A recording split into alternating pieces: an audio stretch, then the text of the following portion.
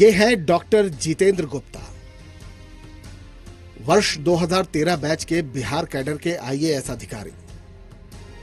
इनकी सबसे बड़ी पहचान है ईमानदारी, और इस समय इनकी सबसे बड़ी परेशानी यह है कि ईमानदारी का न्यायिक प्रमाण पत्र होने के बाद भी सरकार और सिस्टम इन्हें प्रताड़ित कर रहा है।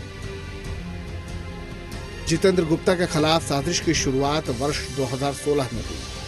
उस वक्त वो बिहार के मोहनिया में अपनी सेवा दे रहे थे और ट्रांसपोर्ट माफियाओं के भ्रष्टाचार की चेन को तोड़ने में जुटे थे। इसी दौरान ट्रांसपोर्ट गिरोह ने जितेंद्र गुप्ता पर रिश्वत का आरोप लगाकर उन्हें बिहार की विजिलेंस टीम के हाथों गिरफ्तार करवा दिया। लेकिन ट्रांसपोर्ट गिरोह की साजिश सामने आने के बाद जितेंद्र गुप्ता झुके नहीं, बल्कि कानूनी तरीके से लड़ाई लड़ी। पटना हाई कोर्ट ने अक्टूबर 2016 को जितेंद्र गुप्ता के खिलाफ फर्जी मुकदमे को निरस्त कर दिया। यानी जिस ईमानदार अधिकारी को सिस्टम बेईमान साबित करने में जुटा था, उसी आईएएस अधिकारी को न्यायपालिका ने बेकसूर बताया। देखिए, उनका गुनाह यह था कि उन्होंने ट्रांसपोर्ट माफिया के खिलाफ कार्रवाई करी और उसके बाद 5 राउंड्स ऑफ लिटिगेशन हो चुके हैं। हर एक राउंड ऑफ लिटिगेशन में डॉक्टर गुप्ता की जीत हुई है। पटना हाई कोर्ट में कानूनी लड़ाई जीतने के बाद जितेंद्र गुप्ता को ये धमकियां मिलने लगी, जिसके बाद उन्हें बिहार छोड़कर दिल्ली जाना पड़ा। इस अधिकारी ने सीएटी यानी केंद्रीय प्रशासनिक अधिकरण में ये अपील की कि बिहार में उनकी जान को खतरा है, इसलिए उनके कैडर को बदलने का आदेश दिया जाए।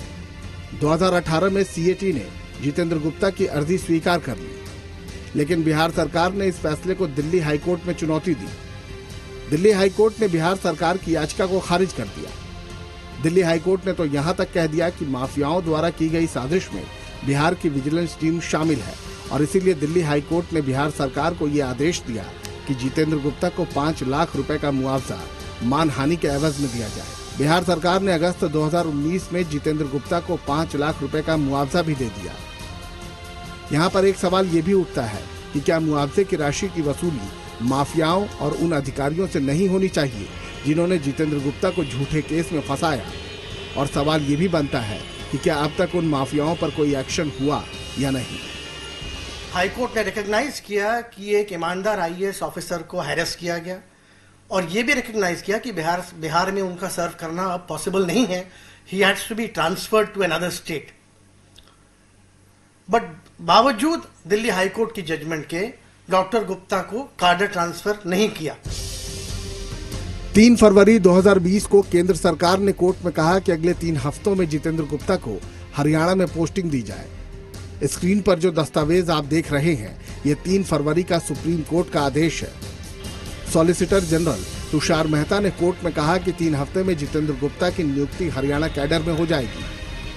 सुप्रीम कोर्ट में केंद्र सरकार की तरफ से जो लॉ ऑफिसर अपीयर हुए थे, उन्होंने एक स्टेटमेंट दिया कि इन्हें अब हरियाणा में ट्रांसफर कर दिया जाएगा। बट सुप्रीम कोर्ट के ऑर्डर के बावजूद भी अभी तक कार्डर ट्रांसफर नहीं हो पाया है, और मुझे लगता है कि ये ब्यूरोक्रेटिक ऑब्ड्यूरेसी का उदाहरण है। 2.5 महीने बाद भी जितेंद्र गुप्ता को सरकार के बुलावे का इंतजार है। अब तक ना तो केंद्र सरकार और ना ही बिहार सरकार ने कोर्ट के आदेशों के अनुसार जितेंद्र गुप्ता की पोस्टिंग के संबंध में कोई फैसला लिया है। इस पूरे मामले में जी न्यूज ने बिहार सरकार का भी पक्ष जानने की कोशिश की, ईमेल भी भेजे, लेकिन कोई जवाब नहीं आया। बिहार कैडर के आईएएस जितेंद्र गुप्ता के मामले में हमने कार्मिक मंत्रालय का पक्ष भी जानना चाहा। मैंने कार्मिक मंत्रालय के सेक्रेटरी सी चंद्रमौली को एक के बाद एक कई मेल भेजे, कई रिमाइंडर भेजे, और उनसे यह जानना चाहा कि कोर्ट के आदेश का पालन कब कराया जाएगा और इस पर मंत्रालय का स्पष्टीकरण क्या है और इस पर मंत्रालय क्या कहना चाहता है। ऐसा नहीं है कि किसी आईएएस अफसर के खिलाफ ये पहली बार हो रहा है। हमने कुछ रिटायर्ड अधिकारियों से इस पर बात की।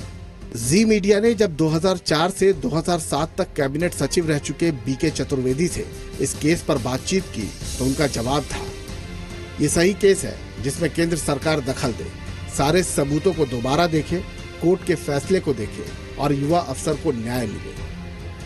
हमने कई पूर्व आईएएस अफसरों से इस मामले पर बातचीत की। अगर ऑफिसर्स का मनोबल सरकार इतना गिरा देगी तो अफसर कैसे नौकरी कर पाएगा? देखिए, लेजिस्लेशन का काम होता है कानून बनाना, लेजिस्लेट करना। एग्जीक्यूटिव का काम होता है उसको एग्जीक्यूट करना, उसको इम्प्लीमेंट करना। उस एग्जीक्यूटिव में बहुत से डिपार्टमेंट आते हैं, चाहे वो सिविल सर्विसेज हो, चाहे वो पुलिस हो, चाहे और डिपार्टमेंट्स हो, उनके अगर मनोबल इस तरह गिरेगा तो उसका बहुत बुरा असर पड़ेगा। जब कोर्ट ने उनके पक्ष में फैसला कर दिया है और उनको अपराध से मुक्त कर दिया है, उनके साथ एक विशेष परिस्थिति हो गई है। यहाँ पर वो जेल में रहे, बेवजह उन पर गलत तरीके से उंगली उठाई गई। यहाँ हम एक बात और बता दें कि जितेंद्र गुप्ता के पास MBBS की डिग्री भी है और कोरोना वायरस के इस दौर में उनका इस्तेमाल किया जा सकता है। पिछले 15 महीनों में लगभग 15 लाख रुपए से भी ज्यादा सैलरी IAS जितेंद्र गुप्ता को सरकार दे चुकी है। इसलिए सरकार की यह जिम्मेदारी बढ़ जाती है कि वो जितेंद्र गुप्ता से काम जरूर ले। सवाल यही उठता है कि जनता के पैसों से अधिकारियों को सैलरी देने वाली सरकार आखिरकार ऐसे अधिकारियों को काम पर क्यों नहीं लगाती? क्या कोरोना जैसे संकट काल में एक मैन पावर जरूरी नहीं? क्या कोर्ट के आदेश के बाद भी इन्हें इंतजार कराना कोर्ट की अवमानना नहीं?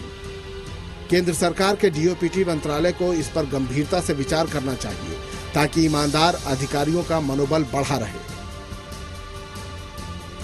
विशाल पांडे, जी मीडिया, दिल्ली।